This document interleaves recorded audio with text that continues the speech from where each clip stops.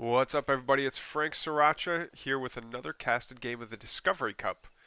We've got a VVI, so lower left is Seppra, Infernal, upper right is Dewalt, the Vanguard player. Right off the bat, we're going to see the Scout and the Hexen get into a bit of a disagreement here. We don't see a Skull of Shadow come out. The dog does manage to get the Healing Flower, though, and turn around to continue fighting the Hexen. I don't think this is something you want to do. Or at least burn one Skull of Shadow just to kind of scare the dog off a little bit more. Instead he's going to teleport home, take a couple more shots in the process, and yeah, hopefully sit on Shroud and get more white health. We do see expand first from Seppra, not perpendicular to Luminite Mine. Almost at the same time, Dewalt's going to send his 4 overcharged bobs down his natural and not do a perpendicular expand either. Oh my gosh. I want to ask players if there's a reason why it's never perpendicular. Hexen dangerously low on HP. He's going to try and bait that scout into this mass of imps. And he's there now. Is he going to be able to... Oh, the Skull of Shadow was mismicroed. Okay, so he does get the Skull of Shadow off. Scout doesn't get away. Turns into a fiend. Bit of a strange trade-off there. I think it comes out worse for the Infernal player just because he needs that. He needs those Skulls of Shadow for when he starts taking creep camps, and being able to build your own Hexen is something that happens later on in the tech tree. It's not a tier 1 unit, but he's gonna keep on. He's gonna be the little fiend that could. It's gonna get a good scout on the natural, see that it's mining. Gonna get a full scout of the, well, I guess he could get a full scout if he wanted to, of the main, just to see what tech is up there, but instead he wants to peck away at the bobs. Dewalt, however, throws down 2 barracks at once, and pulls 2 bobs to make sure that, to kind of shoot that fiend away. Alright, both barracks spotted. Fiend is gonna continue to peck away at that bob. Nothing terribly crazy going down. Alright, we do see an Iron Vault just finishing up and a second one going down. As well as a Clown Cave. So Seppra is finally going to get some army units on the map. But is using... He's sending an imp. Sending an imp into the main? Doesn't he have a... He has a fiend somewhere, doesn't he?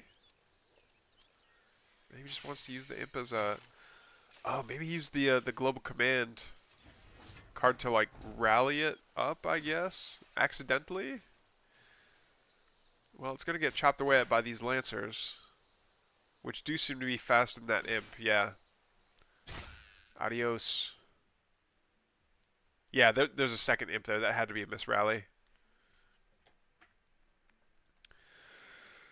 But all's well. We see a couple of brutes coming out. That's just a weak farm. Yeah, they're going to join these 2 brutes that are taking out the health camp. They're probably just going to continue to run around, continue to creep. Again, having that Hexen here to deal, to put the Skull of Shadow down, just so they he can start accumulating fiends as well, would be a huge help. But he doesn't have it. Here we go. Conclave is done. All right, so we see a Hellforge coming down. That means we're probably going to see. We're probably going to see mags later on. Forgive the stuffy nose, guys. I'm just getting over a cold that I was fighting all weekend, and I feel fine. It's just the leftovers are working their way out. Okay, so the Lancers took their health camp, and here we go. Gang of, what is that, 5, 6 Lancers? Gonna take out the Shadow Demons. They have more than enough HP to do all that. Meanwhile, the Infernal player gonna take down these Shadow Mastiffs for the speed camp. Speed will be very helpful for the Infernal player, as most of their units tend to be a lot slower than the other 2 races. So chasing things down can be a bit difficult for them. There you go. Oh, the Shadow Mastiff was kind of hidden behind those rocks there. Okay, and he gets the speed camp. He might want to spend a little time in the health camp, or you know, on his way over to the Luminite, but I guess he's just going to leave them there while he macros a little bit. 2 ranks of Lancers all kind of attacking at once looks really cool. He's going to kill all those Shadow Mastiffs and almost forget to take the camp. Okay, now we see some Gaunts coming up to do some ranged DPS. There we go. And the oh, interesting. The Brutes managed to shove around the Gaunts. I guess it's because they're a larger unit, or it's because they're a melee unit and they want to get into combat a little bit closer. But the Gang of Lancers is going to find all these this exposed line of imps, which need to like get out of there. Yeah, being on Shroud is going to help them immensely in terms of like just a passive regen. Oh, all those promotes going down on all these Lancers. So they're going to be doing a ton of damage.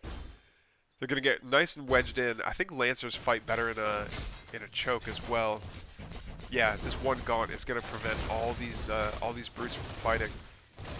These 2 Brutes are off of the Shroud, so they're going to... Okay, he does manually pop them, though, for the full white health Fiends, which you're going to get a couple more hits on.